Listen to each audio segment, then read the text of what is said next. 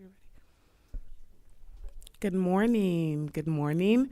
Welcome, everyone. Thank you so much for joining us at our October press availability. We're going to jump right in. My name is Boyende Onijala, Executive Director of the Department of Communications and Community Outreach. This morning, you're going to hear from Dr. Rogers. It's a busy time for the school system. We have a lot of updates to share with you. And following her updates, as always, she is happy to answer your questions. So I'm going to turn it over to Dr. Rogers and we'll get started. Thank you all for joining us. Dr. Rogers?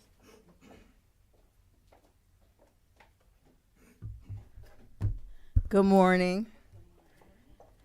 Thank you for joining us for our October press availability. This morning, I'll provide you with updates on school safety and security guidance, the fiscal year 2025 operating budget process, and our new mental health and bus locator applications.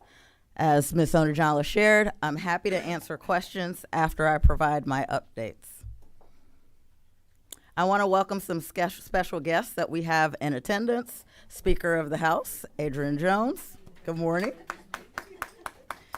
We also want to welcome Chair of the Board, Jane Lichter. I want to take a moment to talk about the crisis in Israel and Gaza and the significant impact it's having on BCPS students, staff, and families. I know that the terror, loss of life, and turmoil has caused great fear and worry for many members of our local and global community, and it is critical that we come together to support one another and reaffirm our collective commitment to keeping our schools and offices safe and free of hate and bias.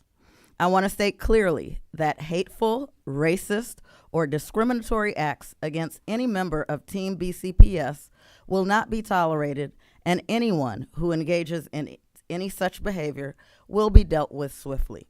I have heard directly from Jewish and Muslim staff and stakeholders about their concerns, fears, and needs. We are especially sensitive to them during these tumultuous times, given the uptick in targeted attacks across the nation against members of these communities. Our counselors, school psychologists, and administrators have done a phenomenal job supporting students and creating safe spaces for students and staff to process their thoughts and feelings about what is happening. We will continue to equip our students, staff, and families. Our heartfelt thoughts remain with students, families, and staff members impacted by the violent and tragic events in Israel and Gaza. At my very first press conference as superintendent, I outlined the core areas that we would give immediate attention and strategic focus to. One of those areas is safety and climate.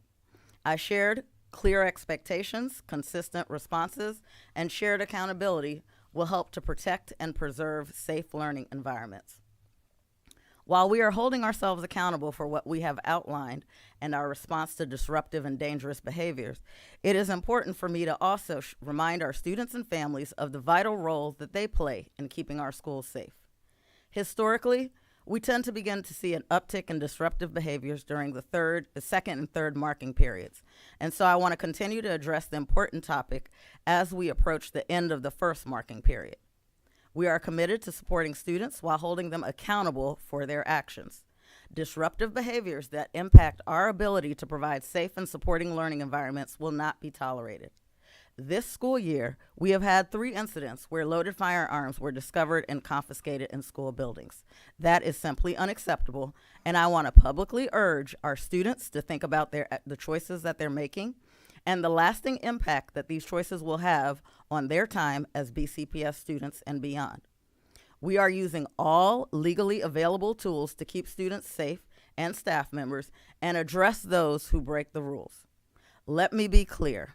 If a student brings a firearm into one of our school buildings, they will receive, at minimum, a 1-year expulsion as mandated by the Gun-Free Schools Act.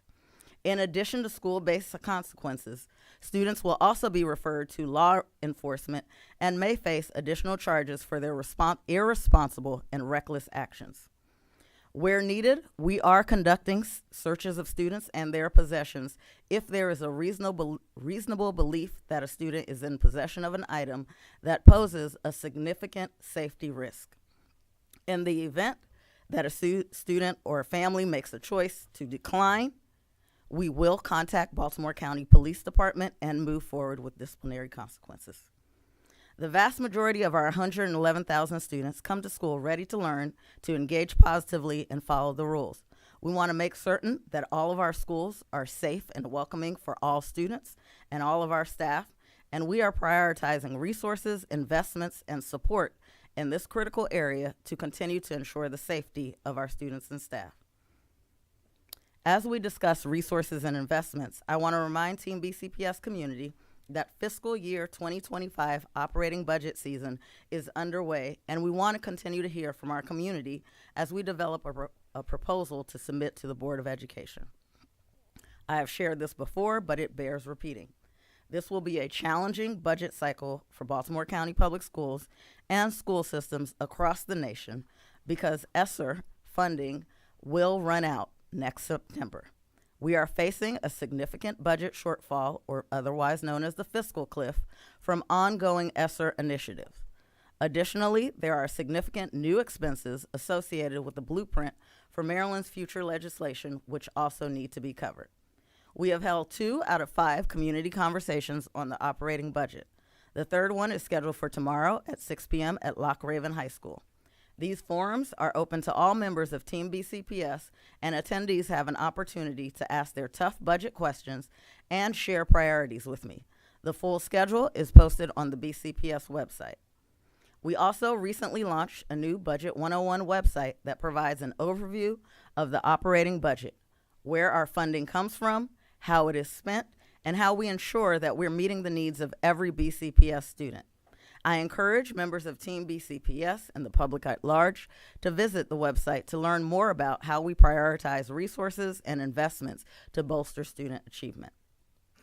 So while this will be a challenging budget cycle and staff are working hard to identify the savings that are necessary to redirect and offset the shortfall, there are some strategic investments that we must make now to fast forward in order to reverse the trend of declining academic performance while improving climate and operational efficiency. Some of those investments will specifically address the recommendations of my transition team. Last month, I shared that the assessment resulted in a list of 23 short and long-term recommendations to drive improvement. We have completed the review of the recommendations and established implementation timelines for each of the short-term recommendations. I will be sharing details at an upcoming board meeting. However, members of Team BCPS will see us take very quick action in these critical areas, specifically professional development for staff, establishing goals that align with blueprint accountability systems, and implementing the new enterprise resource planning, or the ERP system, to support system automation and processes. As we fast forward with our work on these recommendations, student learning remains our #1 priority.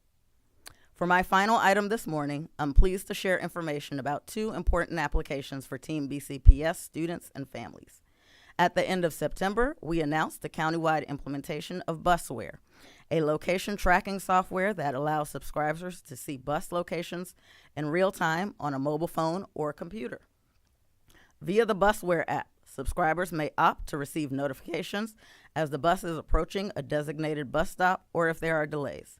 Families received email invitations from Busware the first week of October, and to date, roughly 14,000 families have activated their accounts.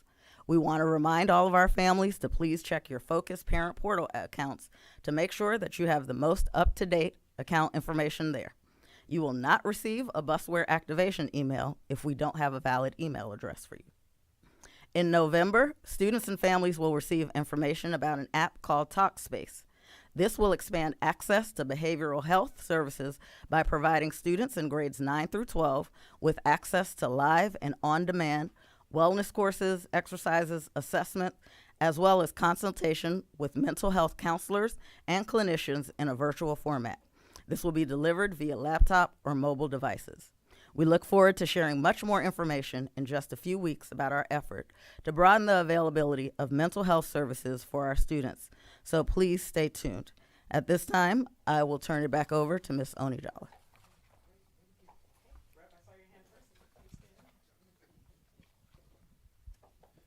You mentioned at the beginning your concern about the unrest in Israel. Have there been some things that have happened in the district that has you all concerned, or is there some guidance about how to respond to what may or may not be happening? Thank you for that question. So we provided guidance the first week, I want to say it was around October 11th, where we provided guidance. We compiled resources for parents to use at home, but we also compiled resources for all of our educators and staff members to use in advance, knowing that these were troubling times for many of our families, for our staff, for our students, and so proactively we compiled guidance from leading experts about how to have conversations, how to support students, making sure that our counselors and psychologists were on alert, as well as our employee assistance program for our staff members that needed additional assistance. So while we have not yet, we have not seen any kind of uptick in terms of our schools and offices, we have provided those resources and we stand at the ready. We also have, had conversations with law enforcement officials just to make sure that we're all on the same page and ready to support our students and staff members. And so those resources that I pointed to, you can find them on our front page of our website.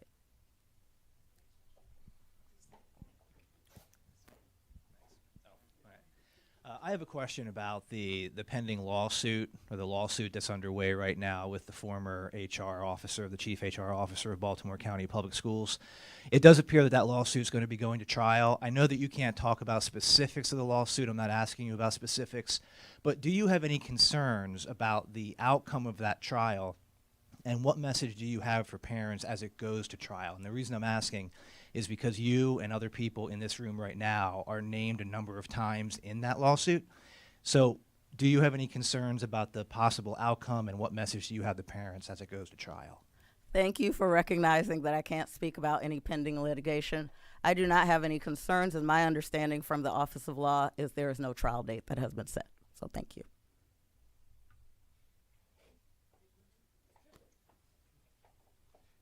We hear a lot about the ESSA, the cliff, Absolutely. from all the districts. Are there any specific areas that you're most concerned about where there might be some tough choices? So I think whenever you, in earnest, put a plan together to support schools, everything that you identify is important. But one of the things that we've been able to do quickly, working with the budget team, working with feedback directly from our principals, from central office, from families, from students, is identify those most critical things that have been funded by the ESSER funds that we need to make sure that we either reallocate funding for or find a way to continue. Some of those things, for us as a school system, we use ESSER funding to extend our school day. We had the shortest school day in the state of Maryland until the ESSER funding became available. And so for the last 3 years, we've been using anywhere from $33 to $35 million per year to add that additional 15 minutes per day for our staff and students. And so that's something that must continue. We also were able to roll out safety assistance in our secondary schools, and we have a differentiated elementary model. And so that's something that ESSER has funded to the tune of $6 million that we need to continue. And the other things that I would point to are those things that have helped us to move forward with hiring staff. So whether we're talking about the additional supplements that we've been able to add to substitute teachers, to our adult assistants that have helped us to close longstanding vacancies in schools that we need to continue, the $4 per hour or $2 per hour for our bus drivers. Or we're talking about this summer where we rolled out incentives to go to our higher need schools or to take on special education positions that allow us to reduce those vacancies in half with those hiring bonuses, hiring incentives. Those are things that we want to move forward as we continue with this budget. And so that means that we have to work differently as we put the budget together. So we're doing zero-based budgeting instead of here is the amount that you typically would spend, and then you can share what else you're requesting for the new year with a justification. All divisions, all departments have to identify for every line item what the justification is, what the rationale is. Take that internal hard look of whether or not it needs to continue for the year moving forward. as well as working, across all divisions to make sure that when we have those natural opportunities that come up during the school year, whether, someone is retiring, someone is being promoted, to take a look at those positions to see whether or not we need them filled, whether or not that's a potential savings. We've instituted a freeze for central office positions other than those that are critical to add to our savings. And so we have to take, just a thoughtful approach, really keep all of our stakeholders involved, share open and honest information that we're going to have to make some choices, because some of those things that I just mentioned, we have to continue doing those things because it's in the best interest of our students.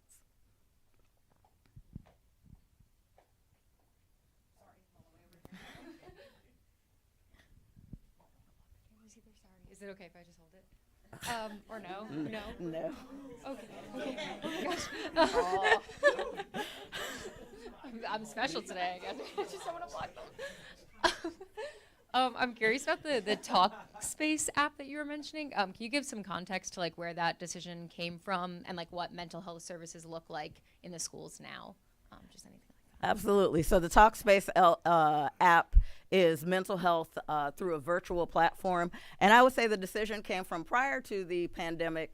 School systems were aware of the need for mental health supports for students. However, during the pandemic and where we are now, the endemic response, we have lots of data that suggests that our students are in need of support.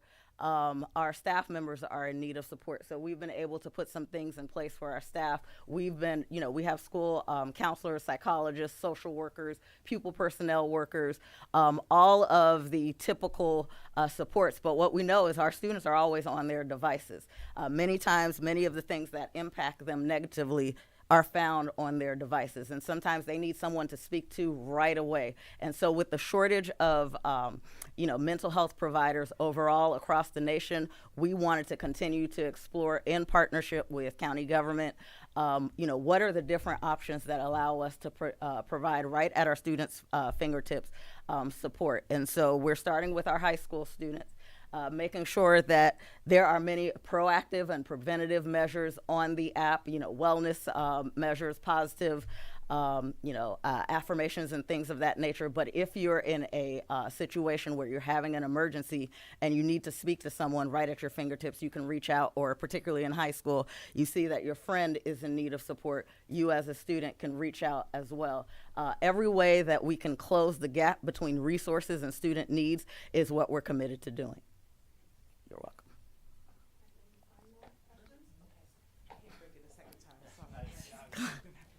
You have mentioned issues with the blueprint and trying to find mandated monies and how it needs to be spent for the blueprint. There has been a lot of discussion about revisiting the blueprint, perhaps delaying the implementation of it or changing parts of it, especially a lot has happened over the past 3 years.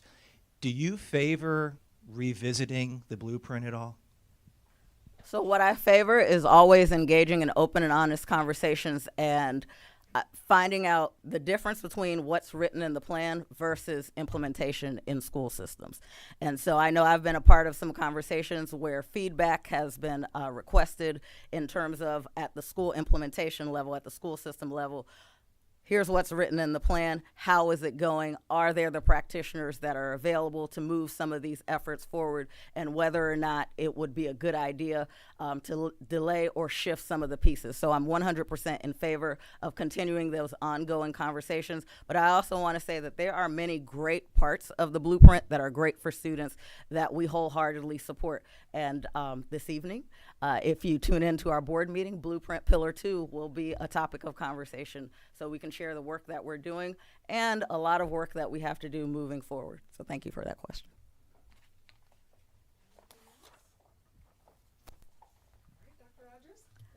Thank you so much to everyone. Thank you all. Be safe. Appreciate you and your time.